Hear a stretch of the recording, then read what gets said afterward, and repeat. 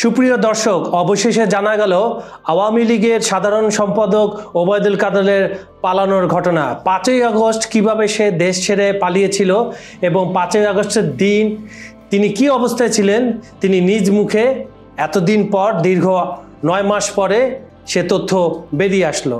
ছাত্র জনতার গণ আন্দোলনের ক্ষমতা হারানোর দিন দীর্ঘ 5 ঘন্টা বাথরুমে লুকিয়েছিলেন আওয়ামী লীগের সাধারণ সম্পাদক ওবায়দুল কাদের।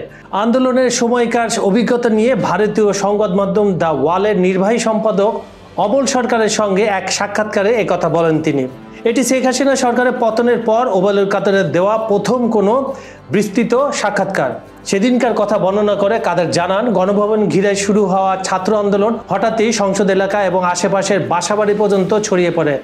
তিনি বলেন, তার নিজের বাসায় হামলা আশঙ্কায় পাশের একটি বাড়িতে আশ্রয় নিয়েছিলেন। তিনি ভেবেছিলেন নিরাপদ, কিন্তু সেখানেও হামলা হয়।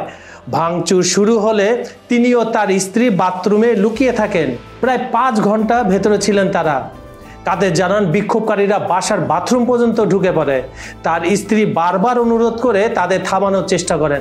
শেষ পর্যন্ত বিক্ষোভকারীরা বাথরুমে ঢুকে পড়ে, কিন্তু কাদেরকে দেখে আচরণ একেবারে পাল্টে যায়।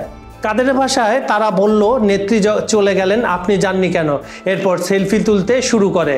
কয়েকজন আবার বলছিল আমাকে সেনাবাহিনীর হাতে তুলে দিতে হবে, কেউ বলছিল জনতার হাতে। কিন্তু শেষ পর্যন্ত তারা আমাকে একটা মাস্ক আর ব্যাচ পরিয়ে সেখান থেকে নিরাপদে বের করে দেয়। একটা ইজি বাইকে তুলে ওবায়দুল কাদের ও তার স্ত্রীকে নিয়ে যায়। এই ঘটনাকে কাদের বর্ণনা করেন একটা অলৌকিক রকমের ভাগ্য জয় হিসাবে। তিনি বলেন, সেদিন বেঁচে যাওয়া সত্যি অপ্রত্যাশিত ছিল। দীর্ঘদিন নীরব থাকার কারণ নিয়ে প্রশ্ন করা হলে তিনি জানান, মূলত স্বাস্থ্যগত সমস্যার কারণে তিনি চুপ ছিলেন। সাক্ষাৎকারের শেষ দিকে ওবায়দুল কাদের বলেন, তিনি ভুল করতে পারেন, কিন্তু বিশ্বাসঘাতকতা করেননি। ভুল থাকলে সময় তার বিচার করবে। কাজল হায়দার, খবর সংযোগ।